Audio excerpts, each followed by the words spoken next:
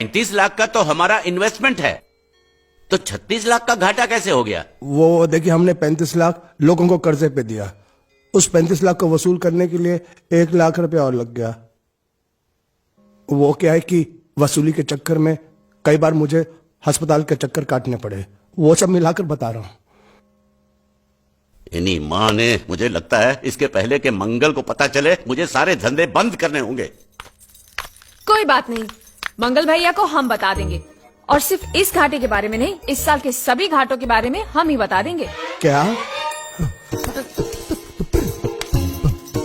हाँ, और वो शर्मा जी से कितना वापस लेना है आपको? शर्मा? कौन शर्मा? कैसा शर्मा? कहाँ का शर्मा? क्यों भाई, तुम किसी शर्मा को जानते हो? हाँ हाँ, नहीं नहीं नहीं नहीं नहीं, कौन सा शर्मा? ये नहीं जानता शर्मा को, मैं नहीं जानता शर्मा को।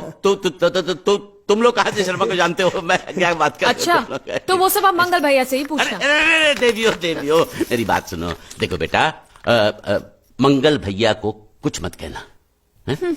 वो तुम जो कहोगी वो मैं तुमको दूंगा।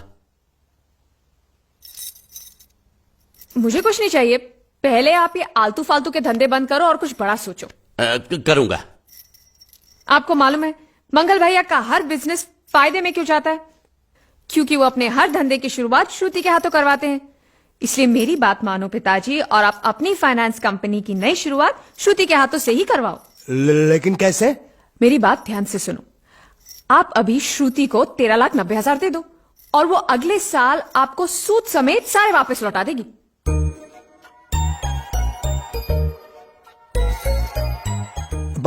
दे दो पैसा दे दो। वैसे भी हर साल हम बाहर पैसा देकर घाटा ही करते हैं ना। इस बार ये चांस इनको देते हैं, अगर घाटा होगा तो घर में ही होगा ना।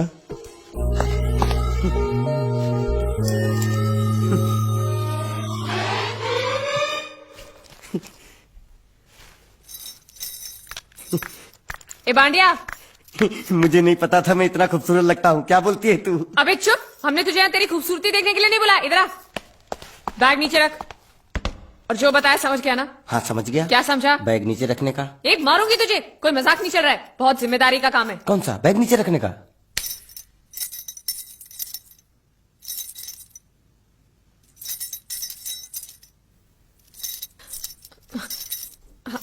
अब चलो बताओ, सबसे पहले तुम क्या करोगे? अरे सबसे पहले उस गांव की बस पर चढ़ूंगा, कंडक्टर को 100 की पत्ती दूंगा, 92 रुपए का टिकट खरीदूंगा। फिर बाकी चुट्टा वापस लूंगा। ओफो, फिर? अरे फिर बस स्टॉप पे उतरूंगा और उतरते ही पूछ लूंगा जावेद प्रसाद का घर कहाँ है। जावेद प्रसाद नहीं, जयवेद प्रसाद। बस ठीक, बाकी काम तो मैं यूं चुटकी में कर डालूंगा। वो कैसे? मैंने सब कुछ एक पर्ची में लिख के ऐसे जेब में रख लिया है। हाँ, वो मास्टर जी के बेटे का नाम क्या है? मरा हुआ जीतू।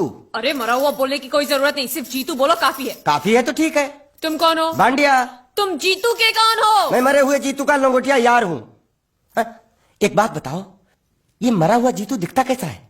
क्यों, तुम्हें क्या? नहीं क्या है ना, अगर वो रास्ते में कहीं मिल जाए तो बैग वहीं पकड़ा दूंगा। इतनी दूर जाने की क्या जरूरत है? अरे अब तुम जाते हो या नहीं? ठीक है जाता हूँ। अरे बैग तो लेते जाओ। ओहो, ये बैग भी इतनी भुलक्कड़ है, जहाँ रखता हूँ वही बैठ जाती। चल ठीक है। और सुनो, हाँ। पालतू कुत्ते की तरह सिर्फ ये बैग देकर मत लौटाना।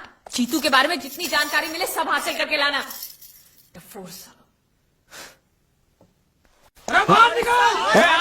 बाहर निकलो तुम।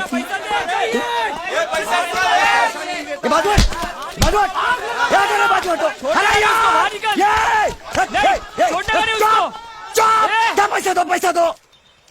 मरे हुए जीत का घर यही है क्या? हाँ यही है। क्या बात है? आप लोगों में मरे हुए जीत का बाप कौन है? क्यों, क्या बात है? तो आप हैं जयवेद प्रसाद जी, आपको क्या चाहिए? मुझे ऑल एंड सोल कंपनी के मालिक ने भेजा है, यानी कि मरे हुए जीत के पार्टनर ने। पैसों का मामला है। हाँ, आपको कैसे पता? तो आप भी भीड़ में खड़े हो जाइए। ये घर जलाने के लिए इकट्ठा हुए हैं सब लोग। क्या घर जलाने? हाँ जाइए, इन लोगों के साथ खड़े हो जाइए और फिर सब लोग मिलकर हमें जला दीजिए। उस तरह से आप लोगों का कर्जा चुकता हो जाएगा तो ठीक है, लेकिन सच्चाई है कि मेरे पास एक भी फूटी कौड़ी नहीं है आप लोगों को देने के लिए, और इतनी हिम्मत भी नहीं कि आत्महत्या कर सकूं।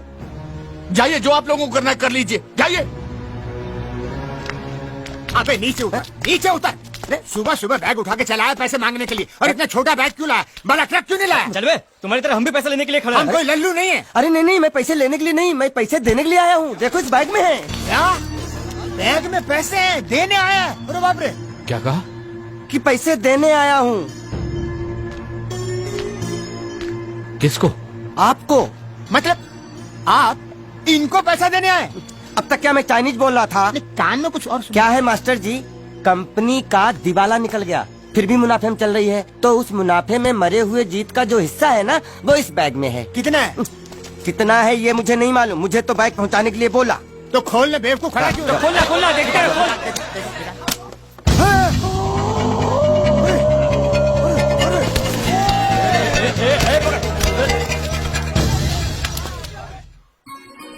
आपको ये सब करने की क्या जरूरत थी? इसने कहा भेज दो तो मैंने भेज दिया। मुझे जब भी दुख होता था मैं भगवान को याद करता था, मन्नतें मांगता था, लेकिन उसने मेरी कभी नहीं सुनी। फिर मुझे लगने लगा कि वो है ही नहीं, लेकिन आज मैंने देख लिया।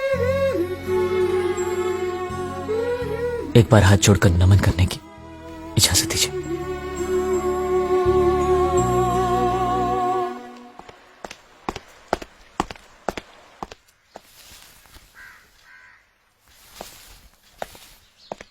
नमस्ते।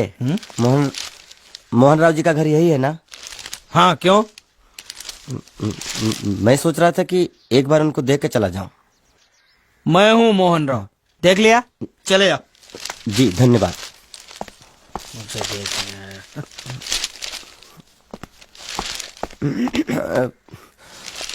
क्या है? मैं लंगोटिया जीतू का मरा हुआ यार हूँ। क्या? मैं मतलब मरे हुए जीतू का लंगोटिया यार हूँ। क्या? था, थी, है, हूँ। अरे क्या हूँ? बेवकूफ, तुम्हारा पेज हिला है क्या? क्या काम है? लोग कहते हैं ये उस लड़की का घर है पूजा, जिसकी शादी मरे हुए जीतू से होने वाली थी। खबरदार जो उसका नाम इस घर में लिया तो। हाँ अच्छा ठीक है, चलो नाम नहीं लेते हैं। क्या मैं उससे मिल सकता हूँ? वो यहाँ नहीं रहती, उसे मिलना है तो जाओ उसके पति के घर। पति के घर? हाँ पति, पति पति काय का पति, और कुछ है? अब उसके बारे में एक भी लफ्ज निकाला ना तो चले जाओ यहाँ से। जान बची तो लाखों पाए, लौट के गुद्दू घर को है। भगवान, ये तो वो है। ये कौन है? क्या पूछा तुमने? ये कौन है? तुम जीतू के क्या लगते हो? हाँ? क्या? तो तुम्हें पता नहीं है कौन है? मैं तुम्हें अभी समझाता हूँ। अरे साले रावण के खानदान, साले मछली खान, सुअर की तुम, चिड़िया का मुंह, साले धोखेबाज। अच्छी दोस्ती निभाई तूने, इतना बड़ा धोखा दिया तूने मुझे। साले मैंने तेरी जान बचाई तो कम से कम एक लफ्ज मुझे तो बोल सकता था। हाँ? एक बार बोल, मैं तेरी गूंगी जबान सुनना चाहता हूँ। और एक बात याद रख, अगर मैं तेरी जान बचा सकता हूँ तो मैं तेरी बंद बोबड़ी भी खोल सकता हूँ। बोल साले बोल। मुझे माफ करना है दोस्त।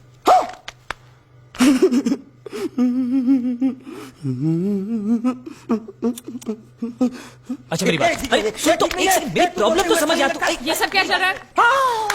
पता लगा लिया, सब कुछ पता लगा लिया मैंने, अपने दिमाग का इस्तेमाल करके सब कुछ पता लगा लिया। ये बोल सकता है? ठीक है ठीक है ठीक है, ये सब छोड़ो।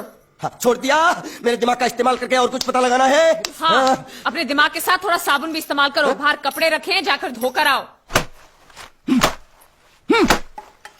फिर क्या? पति पति का है ना पति, बोल के थूका उसने। एक बात तो साफ है कि ससुर दामाद के संबंध अच्छे नहीं है। अंकल हैं ही गरम मिजाज के। चलो ये तो अच्छा हुआ कि पूजा ने शादी कर ली। मैं भी हमेशा यही प्रार्थना करता था, वो जहां भी रहे खुश रहे, मेरे लिए तो इतना ही काफी। तुमने उसके पति की तस्वीर देखी? तस्वीर? एक जो तस्वीर देखी, उसका दर्द अभी तक गया नहीं है। ये तू चुप रह गूंगे, तेरी दोस्ती बहुत महंगी पड़ रही है मुझे। हेलो, ये पूछ रही अब तो तुम्हारी सारी मुश्किलें हल हो गई हैं, तो अपने गांव जाके सबसे मिल क्यों नहीं लेते? नहीं, पूजा हमेशा इसी इंतजार में रही कि मैं कब उससे शादी करूंगा। मैंने उसके साथ बहुत नाइंसाफी की, अब और नहीं करना चाहता। मैं मर गया हूं यही सोचकर आज उसने शादी की है। अगर मैं वापस गांव गया और उसने मुझे जिंदा देख लिया तो वो बर्दाश्त नहीं कर पाएगी। उसकी बसी बसाई जिंदगी खराब हो जाएगी। इसलिए मैंने फैसला किया कि मैं गांव कभी वापस नहीं जाऊंगा, कभी नहीं।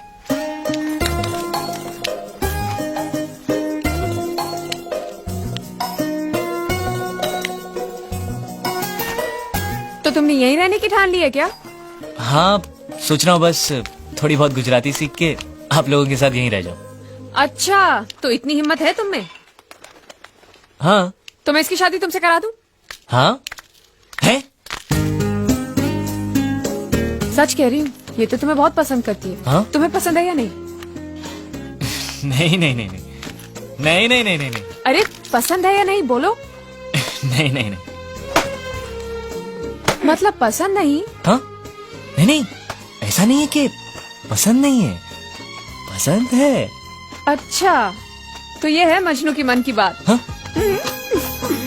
साला चालू। नहीं नहीं, वैसे नहीं, वो तो आप लोग मजाक कर रहे थे तो मैं भी मजाक ही कर रहा था। मैं इतनी आसानी से फंसने वाला थोड़ी हूँ। तू अंधा भी हो गया।